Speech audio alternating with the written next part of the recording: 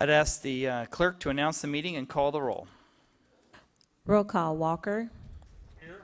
Townsend. Here. McKiernan. Here. Mugia. Maddox. Kane. Markley. Walters. Philbrook. Here. Holland. Here. Tonight, the invocation apparently is being given by Reverend Mark Holland of Trinity Community Church. We'd ask you to stand for the invocation and remain standing for the Pledge of Allegiance. Good and gracious God, we thank you for this day that you have made. We thank you for the opportunity to gather in your name. We ask that you will watch over our proceedings, watch over our community, especially those who are the least, the last, and the lost. We say a special prayer today for our first responders as we commemorate 9/11 today, 13 years after the great tragedy that both hurt and unified our country. We ask all of this in your holy name. Amen. I pledge allegiance to the flag of the United States of America and to the republic for which it stands, one nation, under God, indivisible, with liberty and justice for all. Thank you, Reverend Holland, for being here tonight. I'll stay for the entirety of the meeting, if you don't mind. All right. Ms. Cobbins, are there any revisions to tonight's agenda? Yes, Mr. Mayor, a blue sheet has been distributed. Under the administrator's agenda, we have a new item. It's item number 1. It's the food truck request for the downtown shareholders. Under item number 11, the commissioner's agenda, we have an additional item. It's new.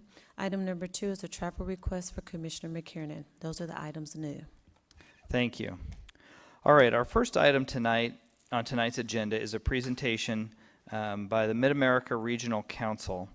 And the Mid-America Regional Council does a lot of work in the metro area, and Wyandotte County is intricately involved in their activities. And there's several of the commissioners who are on the boards, the transportation boards, economic development boards. We're very active, both staff and electeds with the MARC board. And yet a lot of the work that they do, I'm concerned that many of us up here are not aware of. I can say I was not aware of it, a lot of what MARC did, until I became involved in it.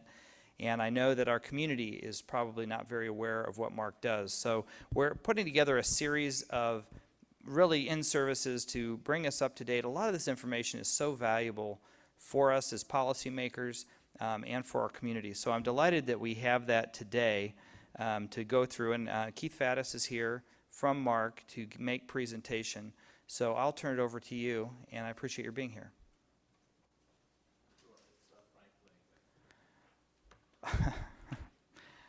Thank you. Frank Lake.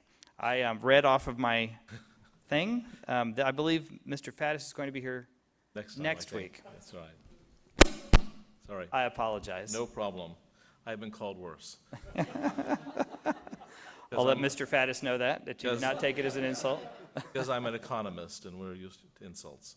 So, anyway, you have in front of you a few things. I'm just going to go over them quickly. The first one I want to draw your attention to is this one that says MARC Regional and Community Impact. It's a little summary of many of the things that we do. It's organized around the way that we sort of think of ourselves at MARC, around efficient transportation, healthy environment, emergency response capability, healthy people and families, vibrant places, effective government, and competitive economy.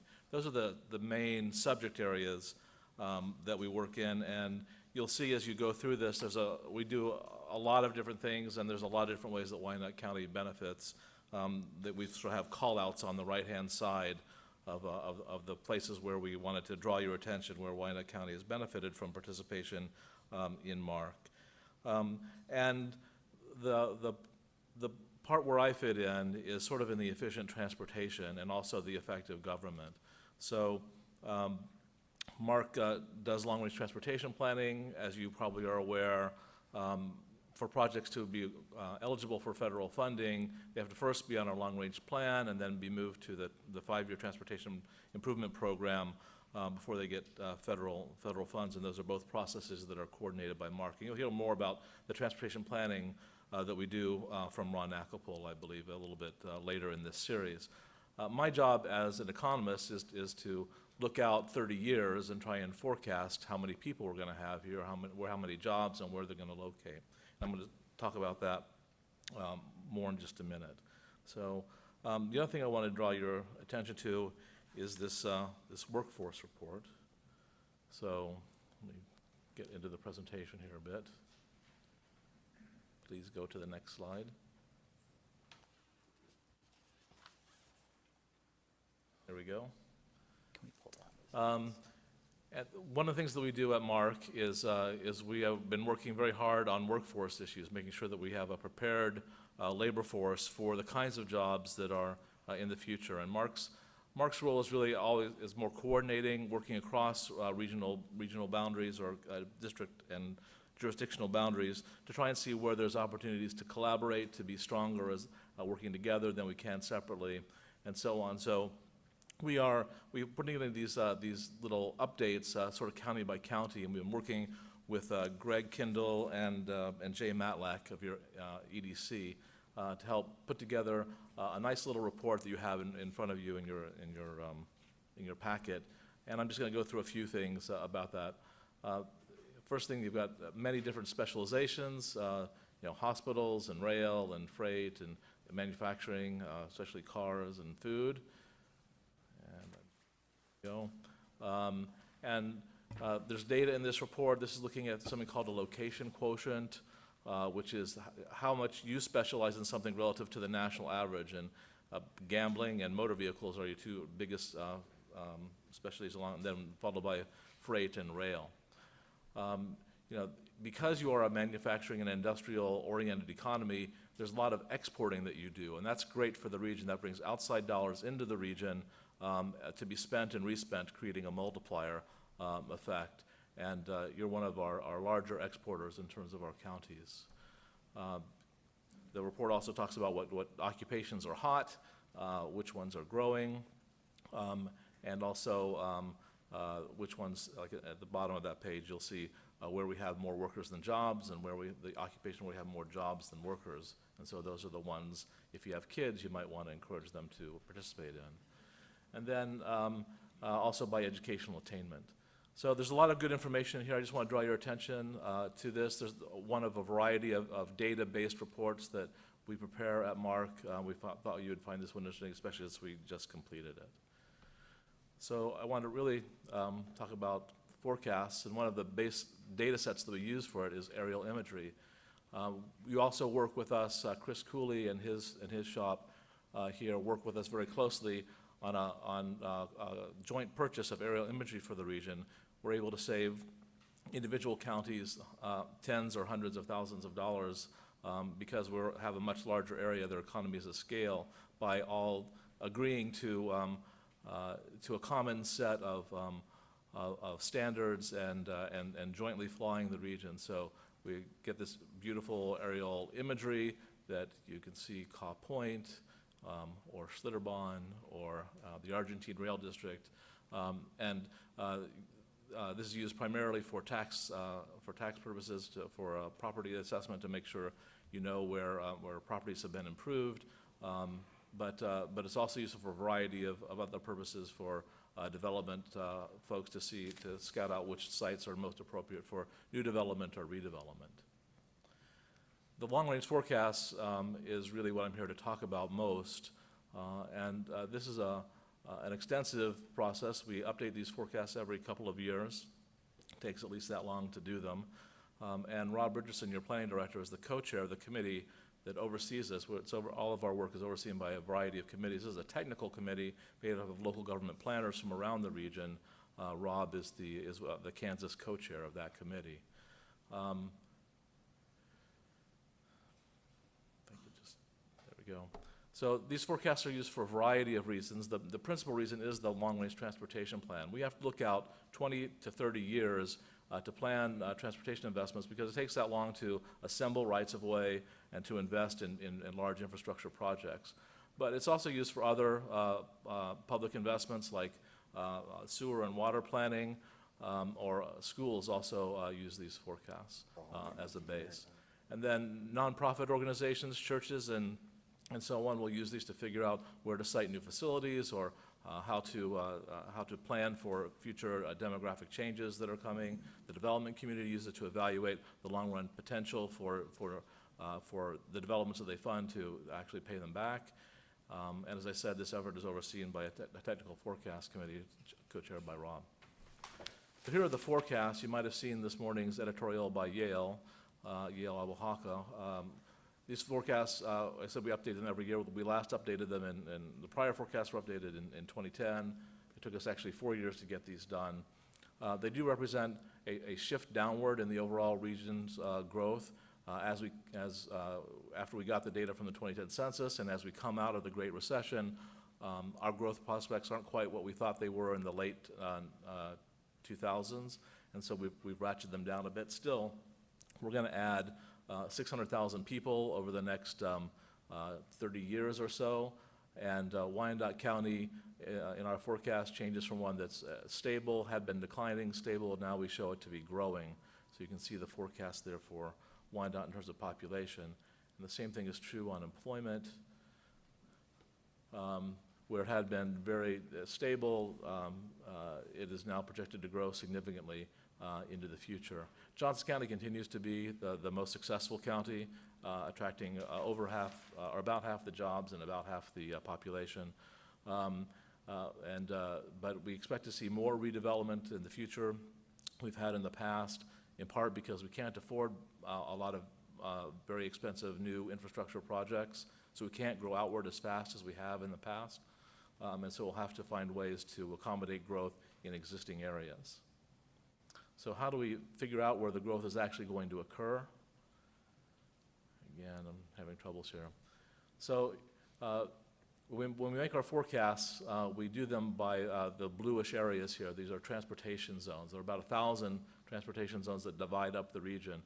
And this is what goes, the population and employment forecasts go into models that predict the travel demand on the existing roads, identify where there'll be congestion or new facilities needed, and then that's constrained by how much money we have to spend, and also the policy priorities that come out of our transportation plan, which very much encourage healthy living and redevelopment of existing areas and creating vibrant places, in addition to reducing congestion and creating safer streets. So all that goes, the population and employment forecasts are one component of what it takes to figure out where the travel demands will be and how we can best meet them. But it's an important component.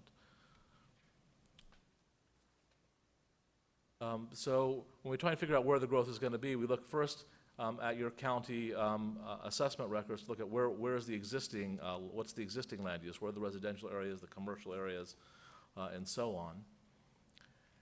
And then we also have identified areas that are activity centers. These are existing non-residential areas that have the potential to develop more intensely or redevelop.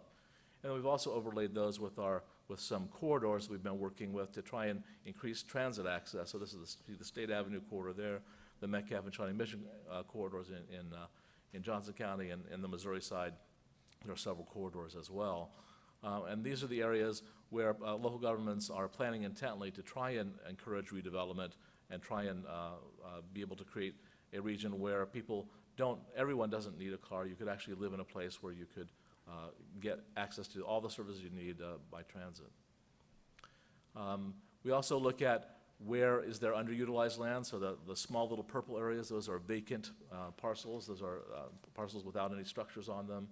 And then we also keep track of new development plans as they occur, and we depend on your staffs to help us keep this up to date. Where there's new development, that's what's in orange on this map.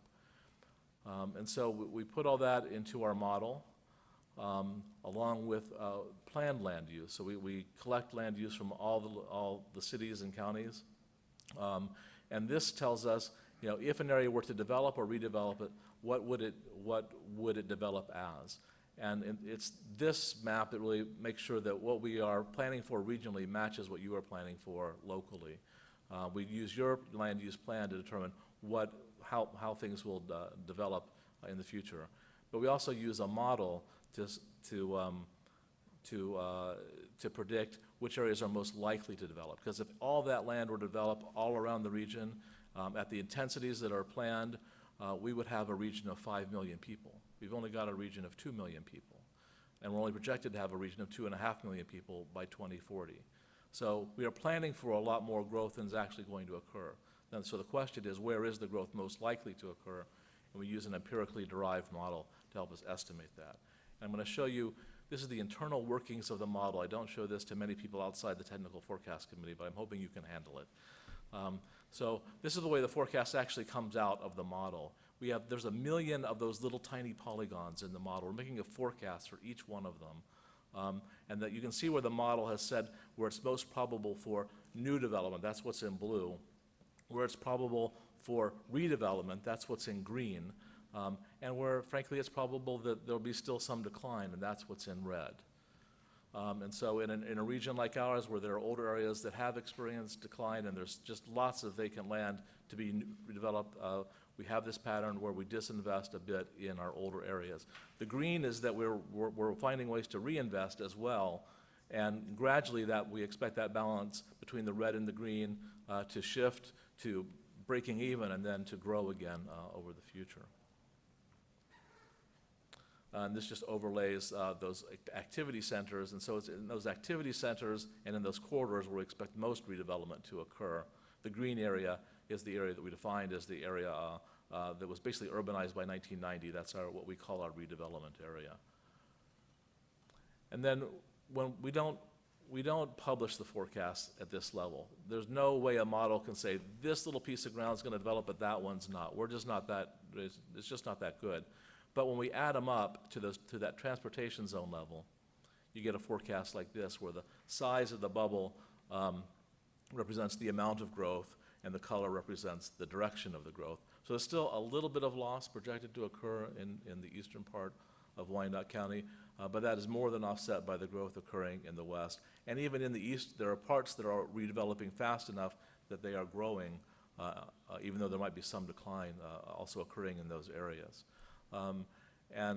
That's the population forecast, and that's the employment forecast.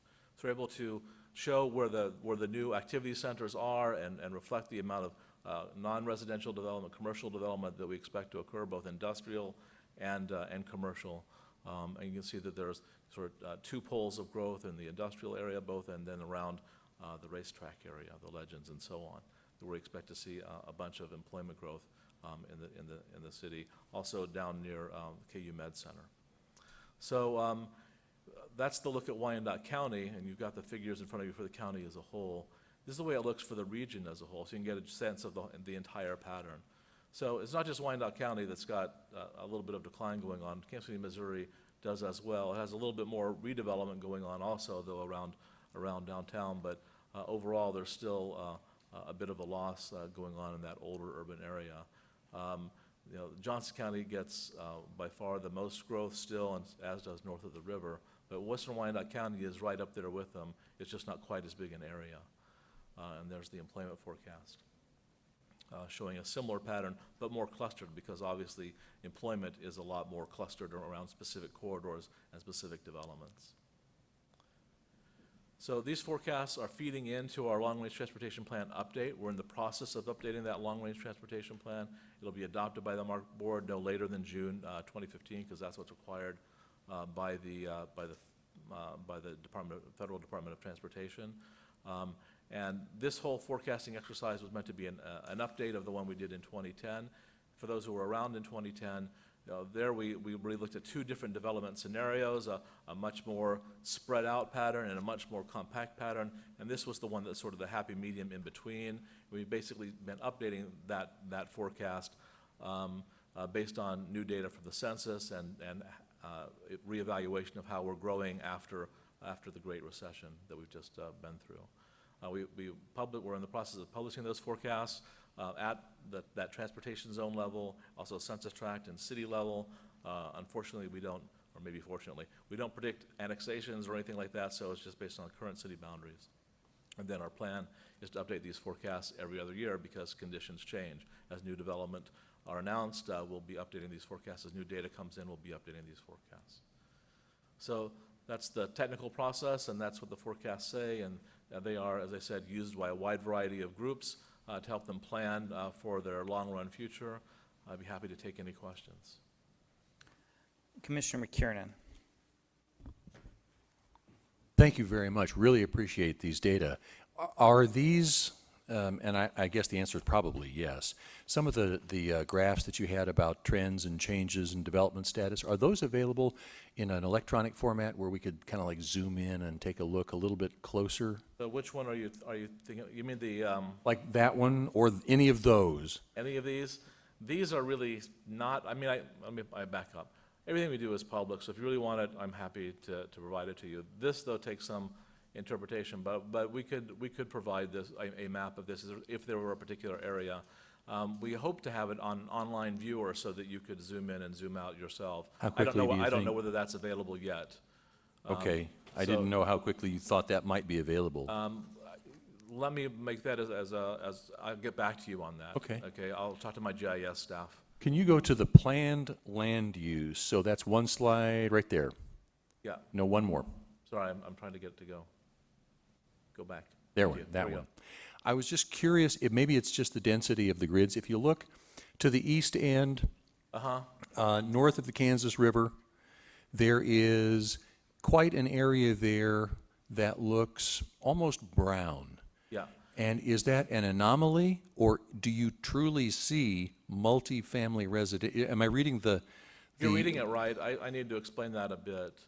I think in your 2008 land use plan, it's actually in there as urban density, urban, and so the question is, what does that mean? And the way it's sort of a function of the way we use it's not really a prediction of what all that area will be, but if it were to redevelop, would it redevelop at a higher density than it is right now? And so right now, it's largely small lot, single-family development.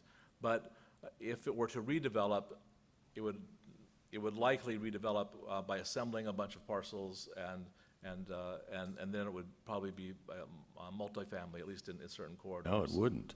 As a matter of fact, if you, if you assemble a bunch of lots and make bigger lots and bigger houses, for that particular block or that little short area, the density might actually go down. There may be some multifamily in there. So I think that's an interesting interpretation of planned land use. I agree urban density is probably the correct term, but I disagree with the multifamily. So it's a good point, and one that caught my eye as well, and we'll work with Rob to get that better, at least in the next time that we do these forecasts.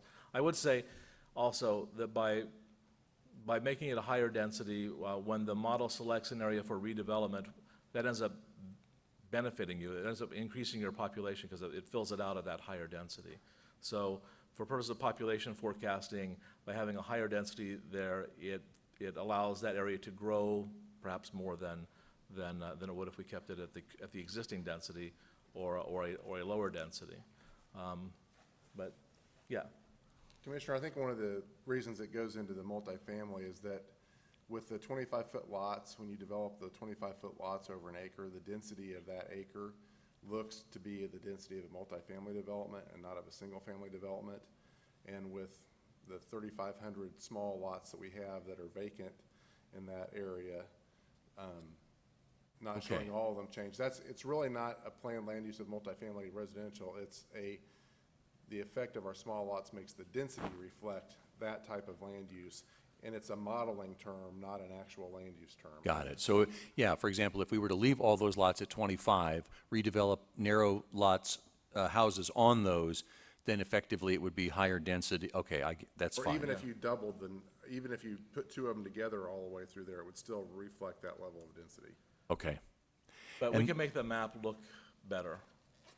So And we might then work way on back that. at the very beginning, I was just curious. I had to, of course, pull my calculator out, and I don't even know where it is. It was early about your, anyway, your population change projections and your employment change projections. Those are the ones.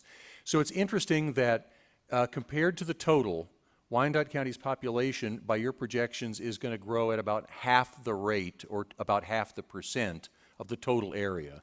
And yet if you go next to the next slide, which is employment, based just from, and I'm taken from 2010 to 2040, the percentage change in employment is actually a couple of percentage points ahead for Wyandotte County compared to the region as a whole. And I think that's a real interesting contrast that I have no idea what it means or how it came about or how we can use that to our advantage. But the projections are that our population is not going to grow as much as the region, and yet our employment is going to grow at or maybe even a little bit better than the region.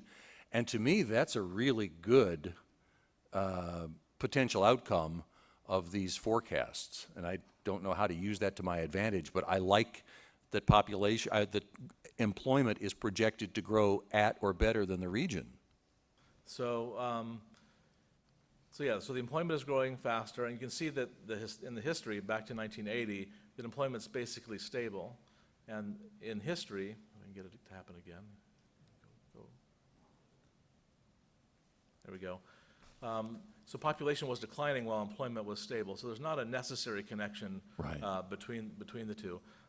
Wyandotte County's done better on employment than it has on population, and that's projected to continue. But both are heading in a positive direction, and that's what's new. I really thank you for your presentation. I won't monopolize your time. Great. Commissioner Townsend. Thank you. Good evening. I was looking, well, I've looked at all of them, but again, going back to the slide that said planned land use. And I was wondering is there a way that the particular districts can be overlaid on any of these maps? Sure, we could do that. Okay. We could do that. You want council districts overlaid on these? I beg your pardon? Want your council districts overlaid on these? Yes, that would Could help work with me. Mike or Okay. in order to do that.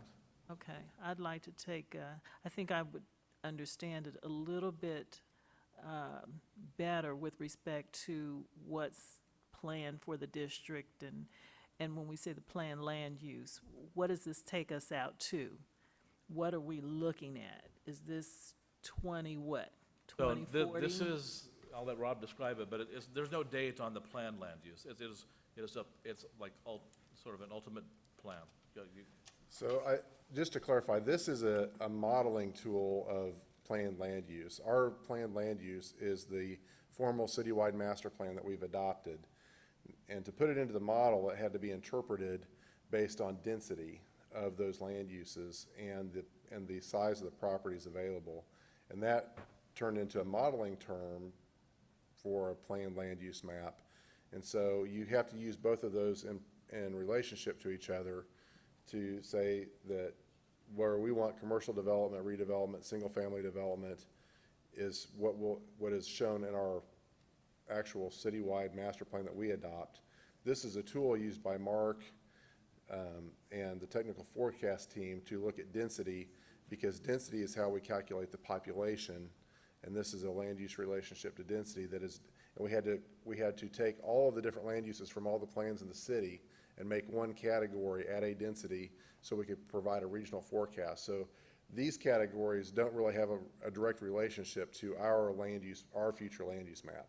And I know that's a little bit confusing, and even the planners in the meeting, we get confused about this a little bit as well when we talk about it, because it's difficult to go from what we think of as single-family suburban development, and then, Kansas City, Missouri, and Lee Summit and Overland Park's definitions are all different. We had to merge those, and we used density, and then we put names back to the density. Is that fair to say? That's fair to say. The important thing for the model is what's the density of this particular parcel of land, and then when the model selects it to develop, it develops it at that density. So that this many acres times this many persons per acre ends up giving you the population forecast.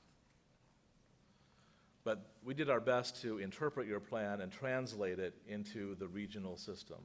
And so it may not match exactly as what Rob is saying. Could we also do a population growth forecast by district as well? Or is that too It's a little fine? bit harder. If everything worked the way it's supposed to work, I would say yes, no problem. The actual process that we ended up using is we made a forecast using those little polygons at the transportation zone level. And then the committee really is the ultimate say, and they said, well, you know what, the model's forecasting too much growth here, too little growth here, and we reallocated the growth from one zone to another.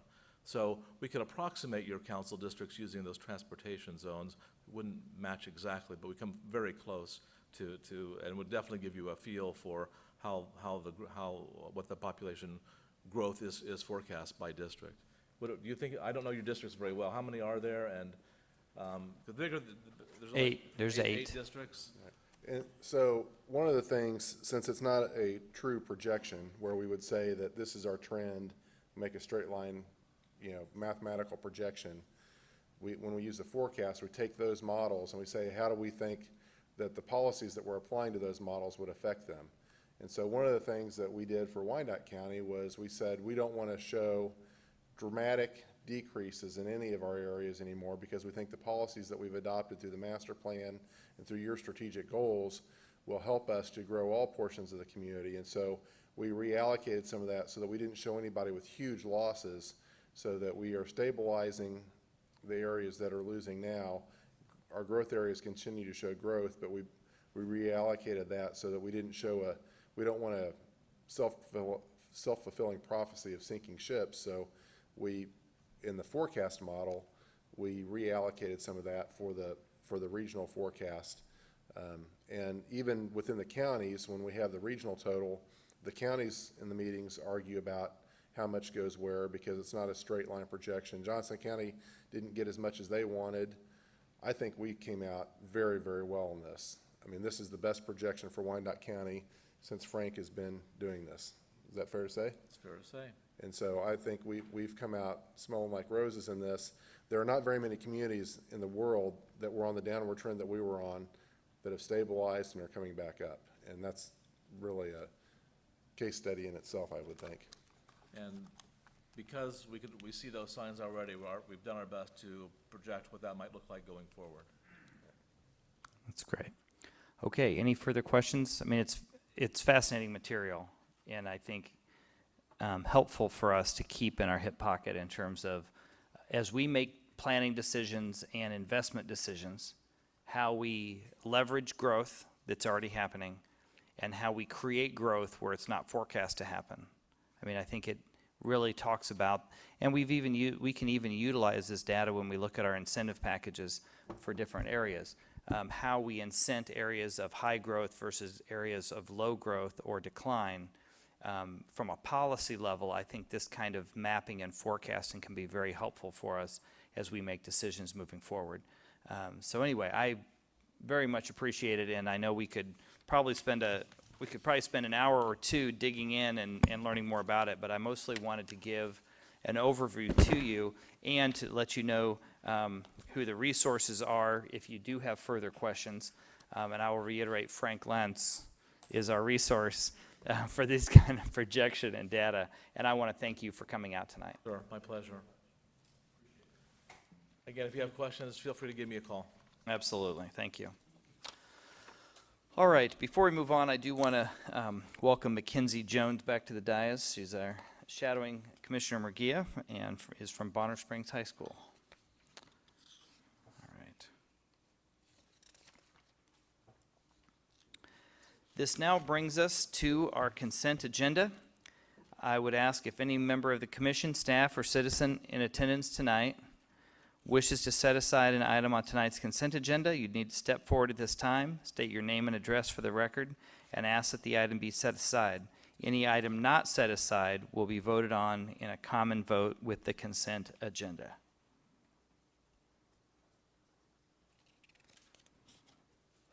Commissioner Murguia. Item number 1. The Family Dollar on Leavenworth Road. Yes. Move for approval for all remaining items. Second? Let the record show no one else asked to set anything aside. It is properly moved and seconded for all items except item number 1. Roll call. Roll call, Walker, Aye. Townsend, Aye. McKiernan, Aye. Mugia, Aye. Kane, Markley, Aye. Walters, Philbrook. Aye. The vote is 8-0. That motion carries. All right, that brings us to item number 1, a plat for the Family Dollar on Leavenworth Road at 81st and Leavenworth. I would bring that to Administrator Bach. You just have a question? Might I ask Just what have a Commissioner's question. question is? Yeah, thank you, Administrator Buck. I just have a quick question. My understanding, really more of a comment. My understanding is that I believe it's Family Dollar that has purchased Dollar General. I believe they've merged. And I just want to say, you know, publicly and openly, I'm very concerned about the number of Dollar Generals that we've built in Wyandotte County and the condition in which they keep their property. Rob, I know you're nodding your head already. I've dealt with you a lot on this. My concern is they have a very tight business model, and I understand that. And I appreciate them trying to make money, but making money and also maintaining a standard in our community is very important. I know intimately that the foliage around their buildings, when there is foliage, is overgrown. Oftentimes, there's trash all over the parking lot, scattered throughout. Oftentimes, there are oil spills and things on their parking lot that go unremediated, so oil will just sit in parking stalls on their lot until eventually, I guess, they evaporate. I'm not sure what happens to them. My particular Dollar General in my district on Metropolitan has gotten better about emptying trash containers and things like that. But even now, the condition of the store, which I was in a couple of days ago, inside there is dried gum on the floor, which is strewn throughout the aisles. Things are not on shelves. I can't imagine it meets a fire code. I am incredibly concerned. And when the recession hit, we saw a big spike in these kinds of retailers throughout our community and really across the country.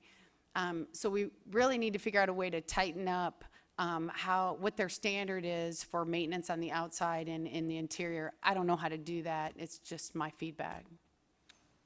Commissioner Kane? Well, since I drive by Ann's area every day and I look over there every day, and every day I agree with you. Thank you. And I'm not going to be as polite as she is. They're not going to do the same thing out there. They shouldn't do it where they're doing it now. And I think that we need to put our foot in a place where they understand, and where we are going to put our foot where they completely understand, because we don't need this. You know, there's way too many now. We're flooded. You know, it took over one of the oldest places I ever ate at in my life, and I don't mind having one in the area. But with that being said, they will and need to keep that up, and I think you need to relay our message to them. I would just say when I saw this at planning review or at agenda review, I raised the exact same concern, that these are proliferating throughout our community. Two pieces that matter. One, obviously we need retail in our community, but we need quality retail. And we are requiring, in our stipulations, we have the nicest looking Family Dollars and Dollar whatnot. I mean, they're all a dollar somebody. But we have the nicest looking ones because we have very strict requirements about the kind of block they use and building at least attractive buildings. My question that I ask staff is there a way to do a zoning requirement similar to what we've done with liquor stores and other groups to say you can only have so many within a square mile radius, just to limit them, because it feels like they're building on every corner. And it's the buildings, you know, if they did go away, the buildings that we're requiring now are nice. Some of the older ones are not. The one out by Hen House looks terrible, and it got in before we did the improved codes for them. And I think we should continue to raise the standard in terms of what we expect. But I don't know if there's a way that we can address this. And Mr. Levin did point out they don't ask for abatements. They do pay their taxes, property and sales tax, and there's something to be said for that. So, and they provide some jobs. I'm not sure they're high-paying jobs, but they do provide some jobs. So the question is, how do we address them as a whole? Because I, too, am concerned. I'm driving down the street, and there's 3 of these going up everywhere. And I'm not sure it's to the benefit of our community long-term. Do you have thoughts about that? Well, I do think that if you wanted to limit the number, it would have to be done in a manner similar to the liquor stores with distance requirements and things like that. I'm concerned that if there is a merger, and it may have gone through and I didn't know it, but if there is a merger, that Dollar General will keep the nice stores, and then we'll have the older metal stores in our community deteriorating, because I don't know if there'll be an immediate use for those. But I do think if we want to look at control of these in a greater degree, that looking at spacing and radius requirements would be the best tool to do that. And we Do you can know of work other with- communities that have taken this kind of action? No, I know that liquor stores and the pawn shops and things like that are the most common targets of those types. I'm not sure if there's been a family. Payday loans and, Payday loans and those types. So I think these folks get themselves into that category. There are 2 Dollar Generals that we're still holding the certificate of occupancy on because they won't agree to maintain their property, which creates problems for them and the developer, because that becomes a long-term construction loan that's a very high interest rate. And so they are paying a penalty right now for not doing that, because they're not getting into their end financing. And it's actually probably a little bit more of a burden on the guy that built them than on the store, but it does create hardship for both.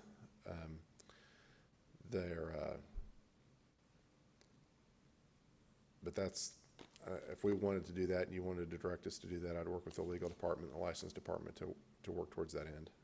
Commissioner Kane. I think Rob took the words out of my mouth, Mayor. I would request that staff would come back with some language similar to the payday pawn shop stuff. You know, have so many so close. I think that would better suit what we're looking at instead of flooding the community with all those. So I request that, Mayor. Thank you. Commissioner Murguia.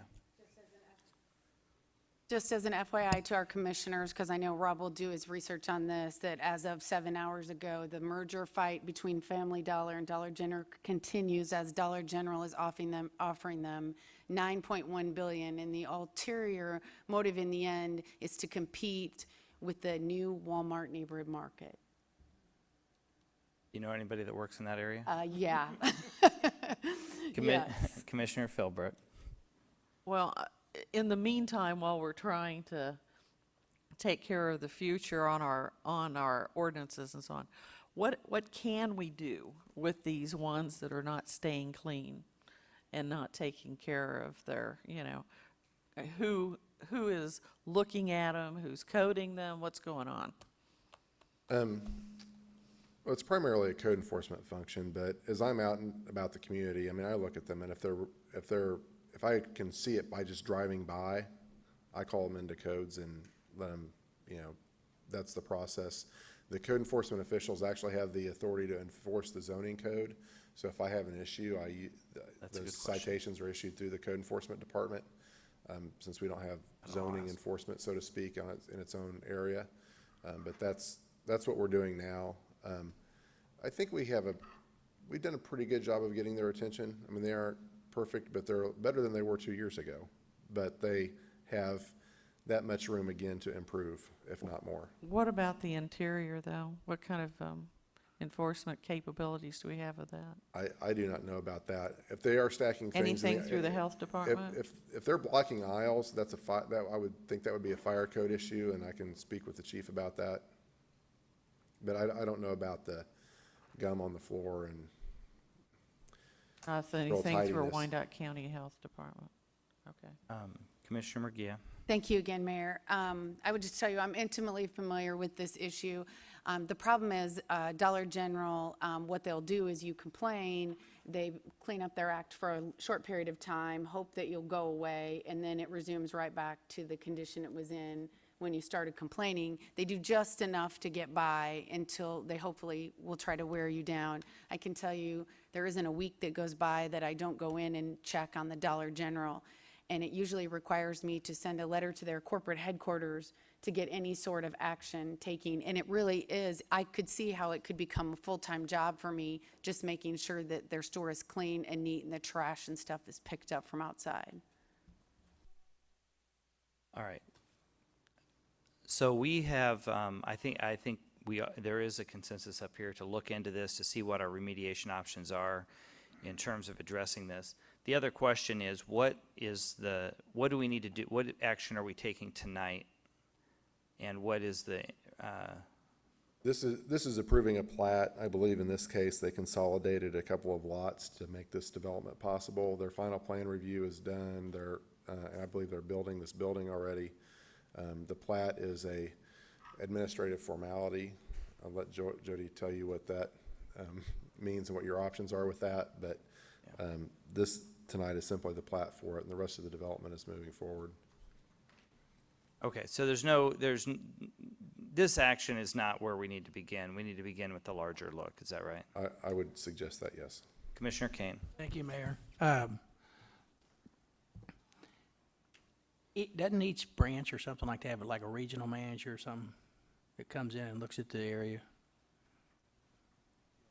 I would assume so, but I don't know that for a fact. Okay, well, one, I'd like you guys to find out, and if they have a regional person, maybe fly them in and show them what we got. And two, since there's not a whole lot we can do about it, move for approval. Second? It has been moved and seconded. Any more comments? Seeing none, roll call on the motion. Roll call Walker, No. Townsend, Aye. McKiernan, Aye. Mugia, No? Kane, Markley, Aye. Walters, Philbrook. No. The vote is 5-3. The mayor will have to vote. Aye. The vote would be 6-9-3. It does carry. All right, and I look forward to getting some resolution on this. I'm pleased to hear that many of us have had the same experience, and it's certainly worth looking into. Okay, that brings us, I believe, to our blue sheet on the administrator's agenda. Mr. Bach. Thank you, Mayor. We put this item on, the downtown shareholders were moving forward to bring food trucks for 3 special event days on Friday, the downtown area.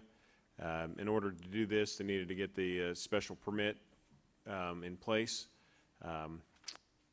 Mr. Richardson put this together, put this on the agenda to approve these 3 dates. It does not allow the food trucks to go continuously on Friday, just on the dates stated within this. Move to approve?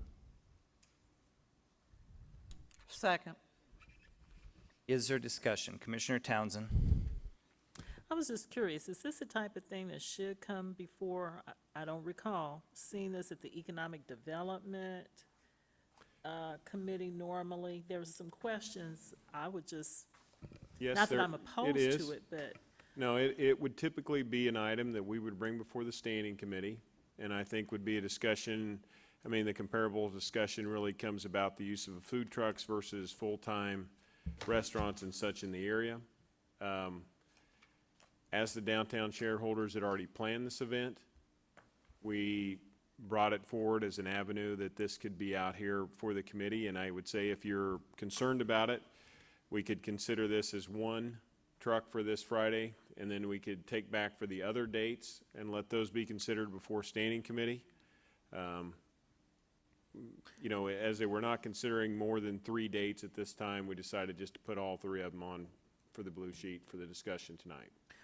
well, possibly someone could tell me about the concerns that I would have, whether it came before us or not. One, is the Hilton Garden Inn okay with that, and the other purveyors of food up there? And do we know if there's going to be some event going on, if this is going to be in the parking lot at Fifth and Minnesota? Is this in the parking lot at Reardon Center? Yes, across the street from the Reardon Center, Across the street, okay. to the south. I'm wondering, I know there's a convention going up there now. I don't know if it goes through tomorrow or not, and what does that look like for events and people who come into town? I just don't know what that will look like. Yeah, it's convenient, but it would be great to see more of this type of thing in the Fairfax area, where there are limited opportunities for food and restaurant availability, but these are the types of things I would like to see discussed, you know, at the Economic Development Committee. But if someone has comments about it or inside information about it now, I'd like to hear it. Mr. Richardson, can you address those questions? Certainly. Commissioner Townsend, it's my understanding Downtown Shareholders has been in touch with Hilton Garden Inn, and they're acceptable with this, and they also operate the convention center for us. Their request is for 2 food trucks that would have to be properly licensed. Downtown Shareholders recently changed executive directors, and they had food trucks that we weren't aware of until it happened earlier in the summer. They were on Ann Avenue, right by Huron Park. And I asked them to coordinate with us so we could go through and follow the codes properly in the future. And between the old executive director and the new one, that transmission got lost. And so when I saw this in their newsletter this week, I raised the question, and I know that Commissioner Murguia has asked, the Fairfax Industrial District and their new interim executive director have asked about food trucks. Food trucks are kind of the hot, kitschy thing right now. People like them.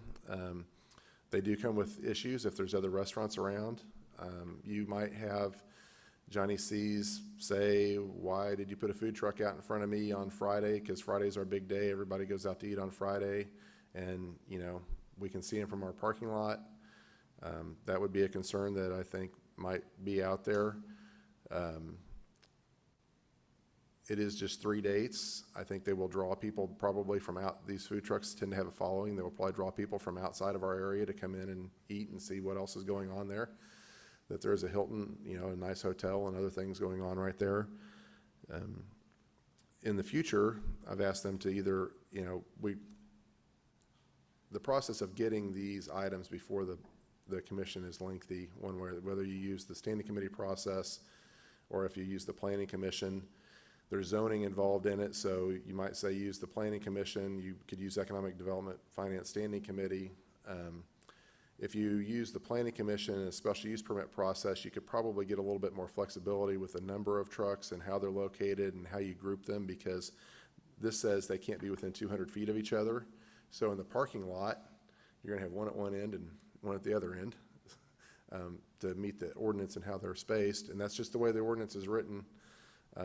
Several years ago, we had quite a issue with food carts and food trucks, and an ordinance was written, and it is probably not suited to what folks want now. So this is kind of I didn't feel like I wanted to just tell them, no, you can't do that. Try and get something before you to see if it could happen. And then I know that we have issues with Fairfax and Argentine that want them, that we need to work forward to resolve in the near future.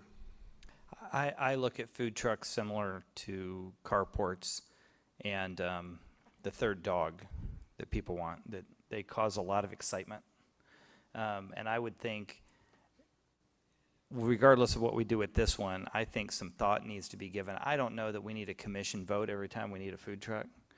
I think we could set out a policy and criteria for special event food trucks versus the permanent food truck. Is there such a thing as a permanent food truck? Is that an oxymoron? Well, there is one. It's called the Pigwitch over in the East Bottoms. It is a permanent food truck, basically. I know where that is. So I think we could. I think I've eaten there. I'm not sure. But I think we can come up with a better way than bringing it to the commission every time someone wants a food truck. And I would be delighted for the standing committee to handle that and come up with some ideas. And I'm sure other communities have wrestled this to death because they're a big issue. And I would be delighted to have some best practices where we can adopt a policy and let our staff decide instead of it all coming back to us. So with that, we do have these 3 dates before us as recommended, but the commission's free to do whatever we want with these. Here's the particular concern I have with the September 12th date. Right now, there is a huge church convention that's been there all week at the Hilton Garden Inn. The parking lot's full every night. It's full now. And if these trucks are going to be taking up valuable parking spaces, during a convention. That should not happen. Now, I'm not sure if the last night of that convention is tonight or if it's tomorrow, but I don't think we should have food trucks taking up parking spaces if there are conventions or large groups in town at that time. Tomorrow's event is now just one truck, and it's just through the lunch hour. But still, I don't think it should be in the parking lot of the Hilton Garden Inn while you've got an event going on. That's my point. If they could put it somewhere else, but that just doesn't, I don't think it's good hospitality for one. And again, it's taking up valuable parking space when you've asked people to come into your city, use your convention, and then they can't even park. So if there was somewhere else that this could be situated, I would be less objectionable to it. Commissioner Walker. I was just gonna make a motion to approve. Is there? Call for the question. Okay, so we've had a motion and a second, a speech against. I don't see anyone else moving to speak on this issue. Roll call. Roll call, Walker, Yes? Townsend, No? McKiernan, Aye. Mugia, Aye. Kane. Markley, Aye. Walters, Philbrook. Aye. The vote is 7-1, the motion carries. All right, our last item is the travel request for Commissioner McKiernan. Second. It's been moved and seconded. Seeing no discussion, roll call. Roll call, Walker, Aye. Townsend, Aye. McKiernan, Aye. Mugia, Aye. Kane. Markley, Aye. Walters, Philbrook. Well, okay. Yes? Hers was consent agenda. Yours was new. No. It's your tardy. Where's on the commissioner's agenda as well? There are Second. I'm sure glad you pointed that out because I had missed it. So it's been moved and seconded for Commissioner Philbrook's travel.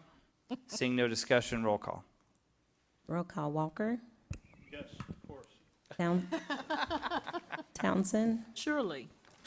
McKiernan, Aye. Mugia, Yes. Kane, Markley, Aye. Walters, Philbrook. Yes, I get to go to Wichita. The vote is 8-0, that motion carries. All that excitement to go to Wichita. Amen. All right, we are adjourned.